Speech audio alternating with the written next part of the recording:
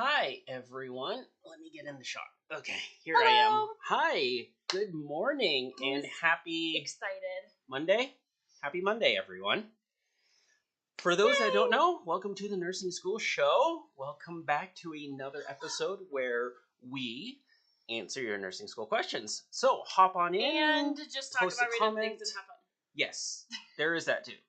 Post your Good comments, morning. post your questions up. Let us know how your nursing school journey is going and how we can help you. We are And doing we'll get to fabulous. that. How are you? Yep.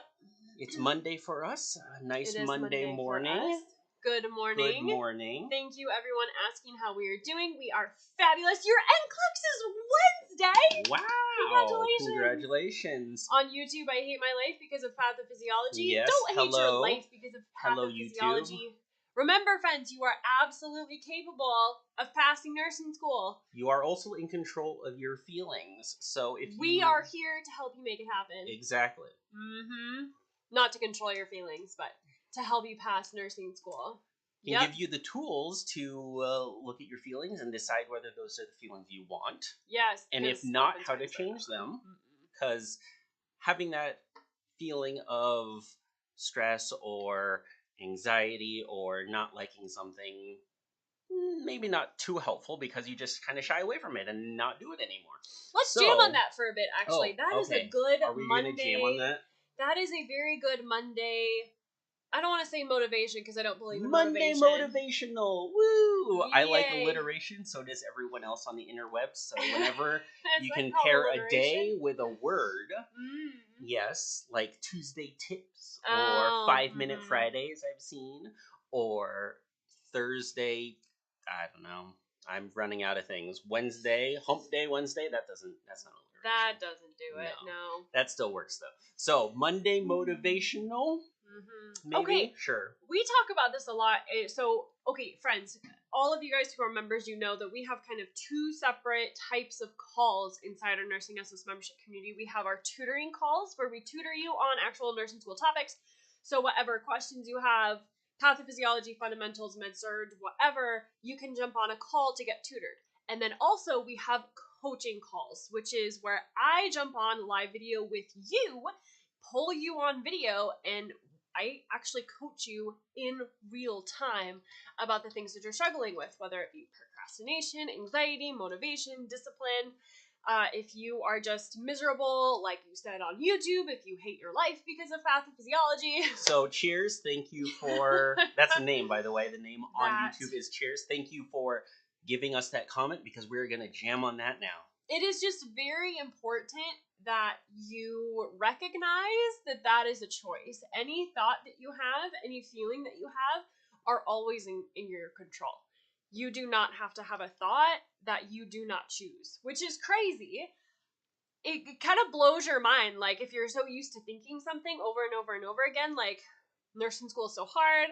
There's no way I can pass this exam. Everyone says that this is the worst. And this instructor hates me.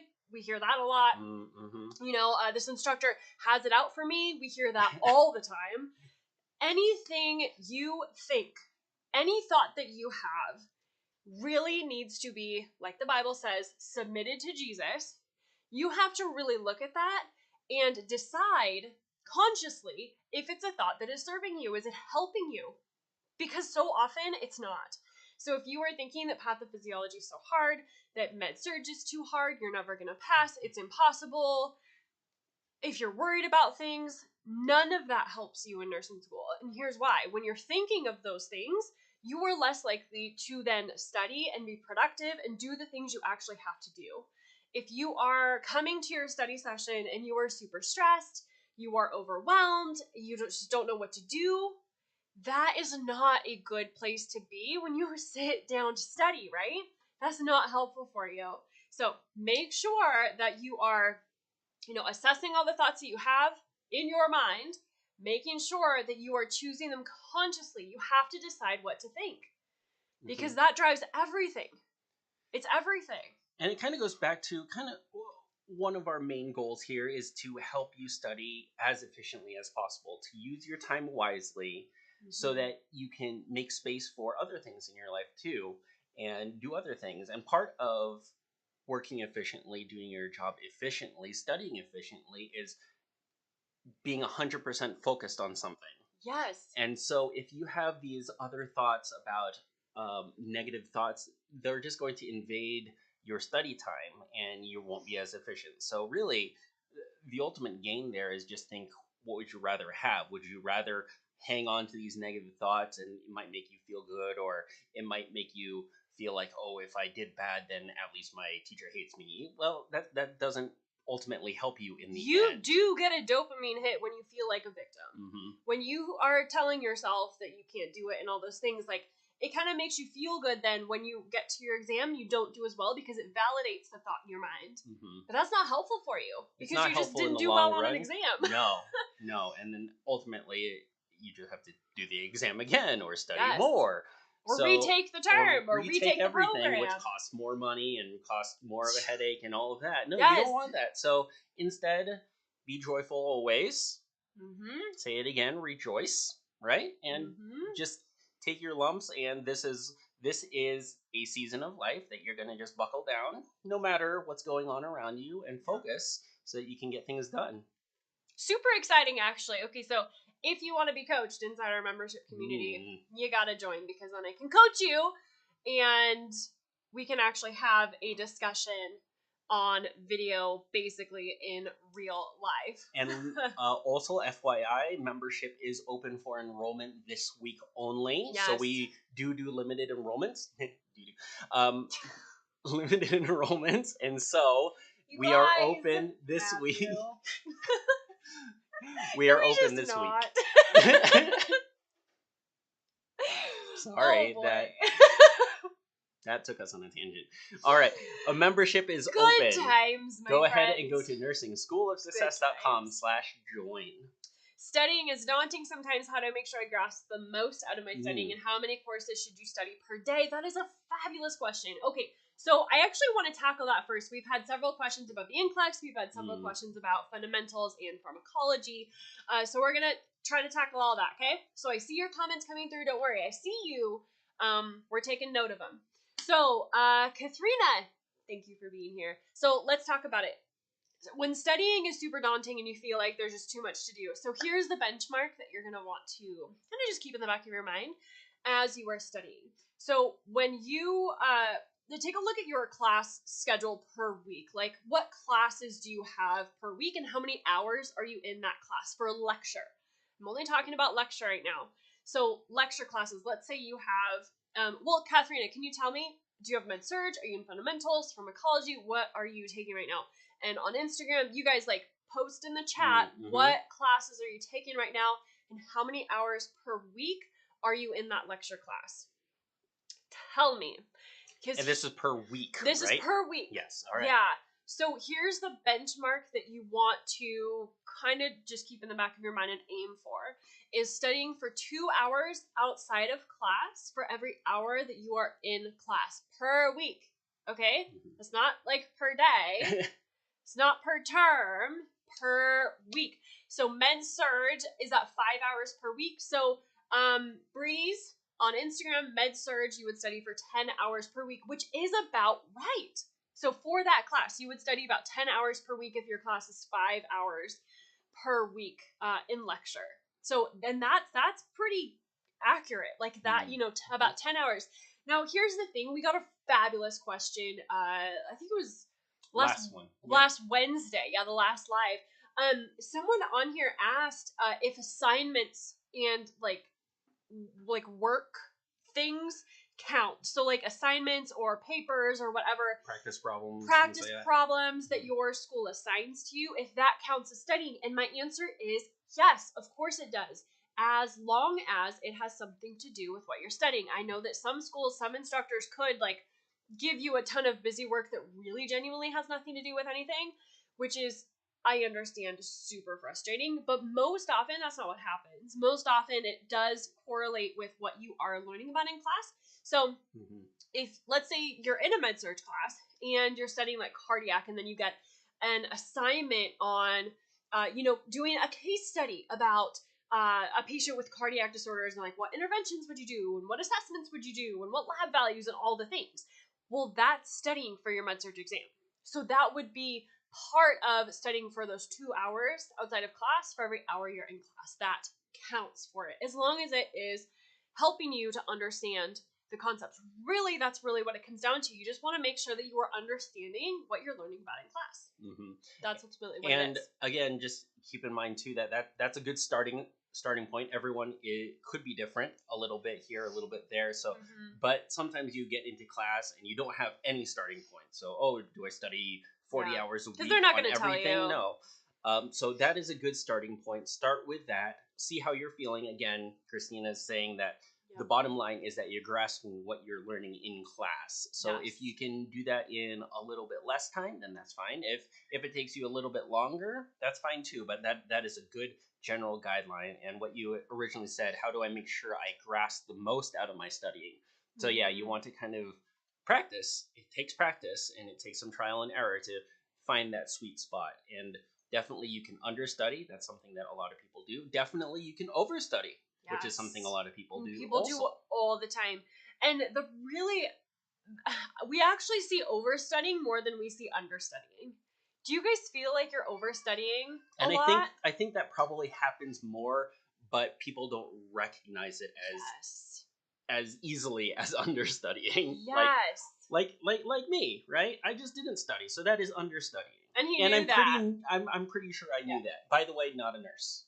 So don't take my experience as something you should do. That do it as Christina says, not as Matthew did. There. Yeah. And you knew that too. Yes, and I knew that. But the overstudying thing can be a little harder to sense or grasp because it feels good. You feel like you're doing something. Yes. Yeah, and that's exactly it. Like you get that dopamine hit, right? I feel like I'm doing something. And that I think, I fall into that a lot. Like I really like to be hyper productive, and we talk about this all the time because I'm kind of annoying. It's like I just like to do a bunch of things all the time. And it really is that. It's that dopamine hit where it's like I feel like I'm doing something, so no matter what it is, it might not be something that I need to be doing, I'm gonna do it anyway. Just so I can feel better about myself. Not a good just thing, in case, which could actually be detrimental. Yeah, those just in case things, that is so often the enemy. So often, because what it does, you guys, is it like fosters that worry and anxiety and the stress. Anytime you are feeling pressured, anytime you are feeling like there's not enough time, anytime you are feeling like you don't have enough resources, friends, here's the reality. God gives you what you need when you need it. Like he's not going to call you to something without giving you the resources and the time to do it. Okay? It is such a lie. It is such a lie that you don't have enough time. It is such a lie that you don't have enough resources. You have everything you need to do what he has called you to do. Okay? Can I get an amen on that? So anytime you feel pressured, anytime you feel strapped for time, anytime you feel stressed or that worry or that anxiety, that is not from our good Lord, my friends. That is from the enemy. So just keep that in the back of your mind as you go on this entire rest of your nursing school journey, because it's going to save you. When you are overstudying, really that will foster so much stress and worry, and it's often coming from a place of stress and worry, right? You're like anxious about it, right? So it's like, I can't stop. I need to continue to study or I might miss a point on my exam. That is it's such a, like you said, it's such a detriment. It actually will harm you come your exam time rather than help you. It's kind of related to another topic that we do talk about a lot is what to study. Along with this, how to study and how much to study, because you can worry and you can stress about learning everything to make sure that all of your questions are 100% right and that you are able to answer everything. But that puts a lot on you, and that puts a lot more time intensive and a lot more worry and stress, like we were saying. So again, the starting point of how to study, that's a good starting point to get a general knowledge and to really understand what you're learning in class. Yes, you might miss some details here and there, but that's okay too. Yeah. Because again, we want you to be efficient, and we want you to be successful as a nurse too. And that's knowing when to stop sometimes. Julie, I'm glad you use it. That's good. Yeah, so definitely keep that in mind. Another kind of not rule, but something that we've heard a lot is it's the Pareto principle. I was just going to ask you about that because you're the pro at that. You're the expert. That really 80-20. It's the 80-20 rule. And really, most of the stuff you need is in that 80%. Is there the 20% off to the side? Yeah, there can be. And if you want to spend inordinate amount of time to get that last 20%, that's up to you. Like you said, you can judge your own feelings, you can judge your own actions, and decide that you want to capture that, and that is really important to you. But mostly, all you need is that 80%. And that 80% is what nursing schools are looking for to make sure that you understand things as a nurse. Understanding the most important things. And be successful 80%. As a nurse. So that 80% is the most important part. And it's so insidious and almost unconscious. Like, you want to read everything in the textbook, right? Because you want to know everything about everything, but it's just not helpful. Just like Matthew said, focus on the 80% of the things that actually matter. Yes, you're going to get a question on your exam that's like from the footnote of page 1432.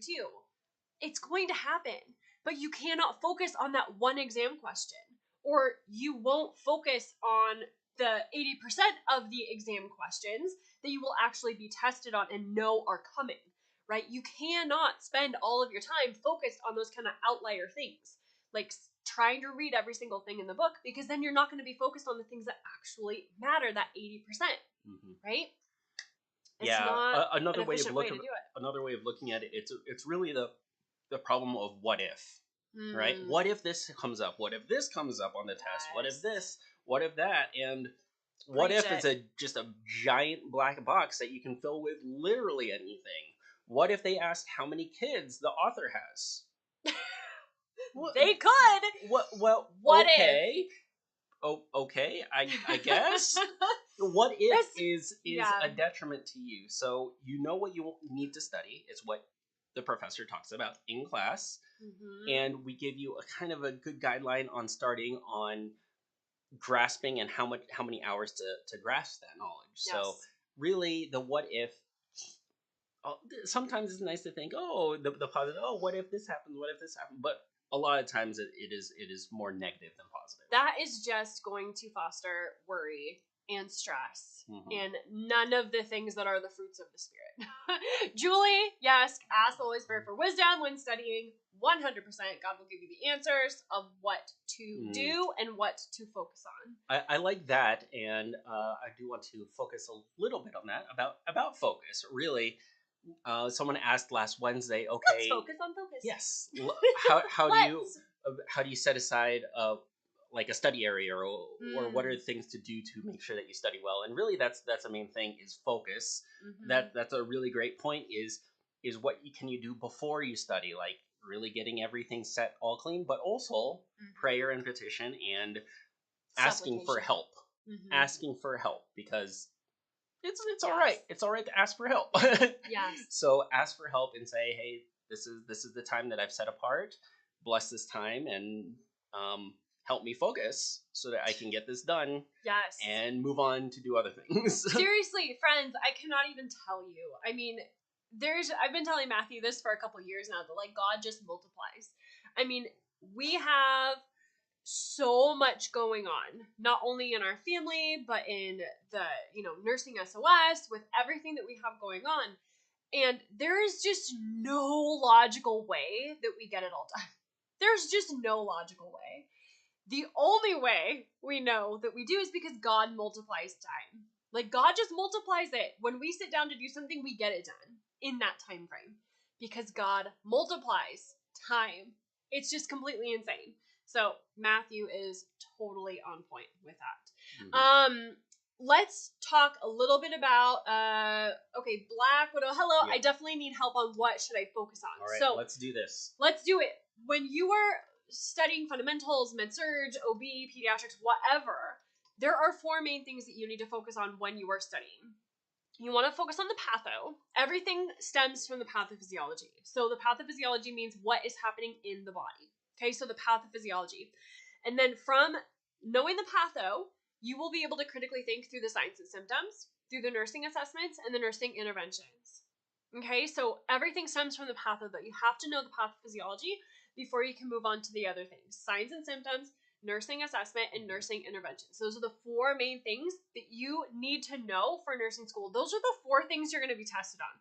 When you think back to your exams, when you think back to your lecture classes, those are the four key things that you have to understand. Pathophysiology, signs and symptoms, nursing assessment, and nursing interventions, okay? Those are the four things. So if you're in fundamentals and you're struggling with fluids and electrolytes, like that's what you want to focus on, right? The patho, signs and symptoms, assessments, interventions. If you're in med-surg, any med-surg disorder. If you're in OB, any OB disorder, like anything, you guys, pediatrics, all those things. Those are the four main things. And then also, we talked about this a little bit last week too. When your instructor doesn't teach, who's in that boat? Whose instructor doesn't teach?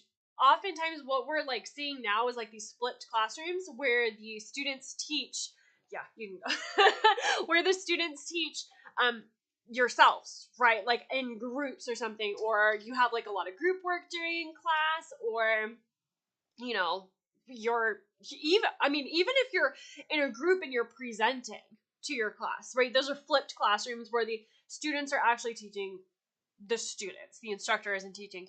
Another thing we're seeing a lot is case studies, case scenarios, where the instructor just uses case scenarios rather than like actually teaching the content. So who is in a class where the instructor doesn't really teach? Or what we see is the instructor just reads from a PowerPoint or reads from the textbook or whatever, but isn't actually like teaching. If that is you, that is what you want to focus on, okay? Those four main things: patho, signs and symptoms, nursing assessment, and nursing interventions. So even if it's okay, like even if your instructor doesn't teach, we're telling you those are the things you want to focus on. Those are the things that are going to show up on your exams. Did you have anything to jam on that? What to focus on? No, I really think that's really a good understanding. Again, Have a cup of cheer, by the way. Going back to the 80-20 rule. So there are many other things I could learn about anything med-surg and disorder like. Yes. But the main things to study on, the question was, what do I focus on? Yes. That is what to focus on. Patho first, because it's the building block. It's the bottom. It's the foundation of the building. You need a good foundation. So you really need to understand patho. And out of that stems those other ones, and even more so, it really exercises your critical thinking. So someone was just asking, what's the treatment for hyperthyroidism? And I don't think we'll go through that one specifically, but again, general principles apply. What is the pathophysiology? Yes. What is the patho of hyperthyroidism? Yep. Why is it occurring? What's wrong? And then you can figure out, okay, well, if that's what's wrong, then this is what we're supposed to do. Exactly. So everything stems from the patho, like we said, you guys. So if your instructor doesn't teach during class, that's fine. Focus on those four main things. When you think back to your exams, those are the things you're going to be tested on. It's pretty amazing. They just test you on it in different ways. But really, just like what Matthew said, it's all about critical thinking. And this is how we do it. It starts with the pathophysiology. This is exactly what we teach our members inside our community. You have to start with the patho, and then you can critically think through everything else. So fabulous example is hyperthyroidism or hypothyroidism. We break all those down inside our community for you into 4 videos: patho, signs and symptoms, nursing assessment, and nursing interventions, plus you get the study guide. So we literally walk you through the critical thinking behind everything you need to know. It is amazing. And Matthew mentioned, you brought up critical thinking, so I'm going to jam on that a little bit. Okay. Make sure that you understand what's happening first. That is really it. And then if you go to YouTube, we have a video on our DRC critical thinking model. I would definitely check that out. So go to YouTube, type in Nursing SOS DRC or Nursing SOS critical thinking, and that'll pop up for you. So helpful. All right, so a couple things. Someone's asking how to become a part of our community. So membership is open for this week only. We do limited enrollment, so it's open this week till Friday. So don't delay. Sign up today. Yeah, I like writing. That was the lamest. /awesome. So go ahead and check it out, NursingSchoolOfSuccess.com/join. Check it out in the profile if you're on Instagram, on really YouTube. funny. I will type it in the comment below. But definitely go check that out because it will help you. It is a community that we can help you with mindset stuff, stress stuff, and also the actual nursing information, the 4 main things to study and how to focus on them. And if your teachers don't teach, exactly what's in there. All these videos. We teach you. So definitely go check that out. It will be really helpful. We have members on that are saying it's really helpful. Hello, friends. So You're that the is greatest. number 1. Number 2, if you have not yet joined, subscribe, hit the bell on YouTube, on Instagram. Follow. I guess it's called following, right? It is, yeah. Okay. I think so. And then on another part, there is actually YouTube being posted this morning. We post new YouTube videos every week, and this one is about a sepsis care plan. So talking about the 4 main things, if you want to know how to write a care plan and you need an example, definitely subscribe, hit the bell on YouTube. You'll get a notification when that gets posted. Yes. And take a look at that because you'll see where each of those 4 things pop up. The patho, signs and symptoms, nursing assessment, nursing interventions, and you can have a solid example of what we were talking about.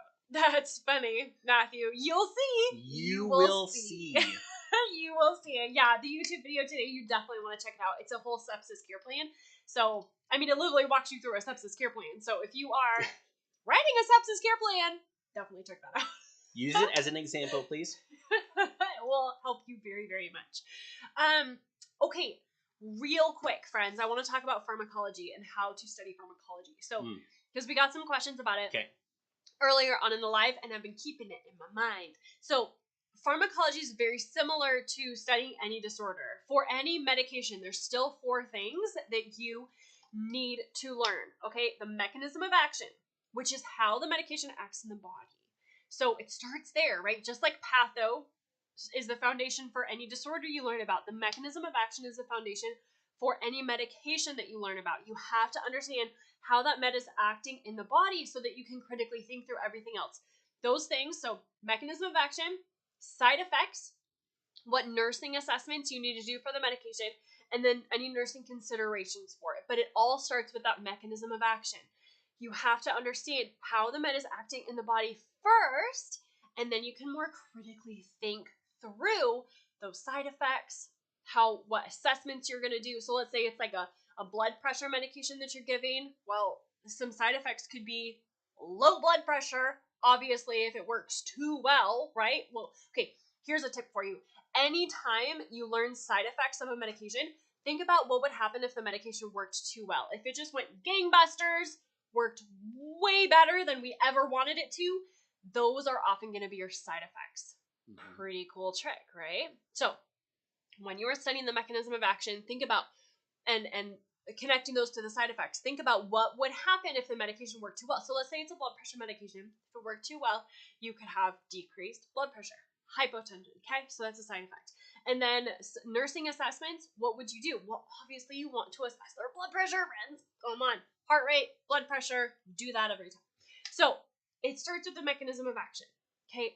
Pharmacology is a lot easier than you're making it. Pharmacology is a lot easier than you probably think it is. So make sure you understand the mechanism of action first, and then you can move on to everything else. Okay? I think on Wednesday we're going to do member shoutouts because I forgot the list today. Yes, so definitely we'll do member shoutouts. Again, enrollment is open, so get in so you can be shouted out. As you can see, we have stickies and we're going to do that around here. I think this is from last launch, but we are going to... So look at all these members. The last time enrollment was open. Yep. So we are going to replace those with your names. So are we replacing them? I want to Oh, you just want to add? Okay, we'll just add you to the stickies. Yeah. So there you go. We have lots of space. I have lots of walls, so we can we'll do a shout out. We'll show you your stickies. So definitely go take it out and join. Yes. So excited. All right, friends, so we didn't hit NCLEX today. We can talk about that on Wednesday, do you think? Okay, yeah, we'll talk about NCLEX. Yeah, we'll talk about NCLEX on Wednesday. Along with, what was the other one that you wanted to talk about? Well, we talked about fundamentals a little bit. Okay. So I think we hit most of the big questions people have and that were reoccurring. Did we miss anything? Oh, and then the shout-outs. We'll do shout-outs. We'll do shout-outs, yeah. There you go. If we missed anything, tell me, okay? And then we'll add it to our Wednesday list, all right? So join us same time. Yes. On Matthew Wednesday for NCLEX tips. And other things. Yeah, and just talking about NCLEX, talking about fundamentals, and talking about you and your questions. Matthew and I are live every Monday and Wednesday at the same time. So 7 a.m. Pacific, 10 a.m. Eastern. Next week will be our season, we call it our season break. Season break, yeah. Our season break. So we're taking a week off, but then we will be back the week after, like the first full week of March or whatever that is. I will set it up. It'll be like scheduled in YouTube. It's always scheduled in YouTube, and also all our previous lives are available on YouTube as well. So that's the easiest place to go to replace. So definitely check that out. If you're watching on YouTube, you know where YouTube is. If you're watching on Instagram, you know where YouTube is. So okay, we will see you on Wednesday, 7 a.m. Pacific, 10 a.m. Eastern. We'll talk about the NCLEX and all your other questions. All right, friends. Take care, guys. Bye. Bye. Have a great rest of your day. And see you later. See you later, alligators.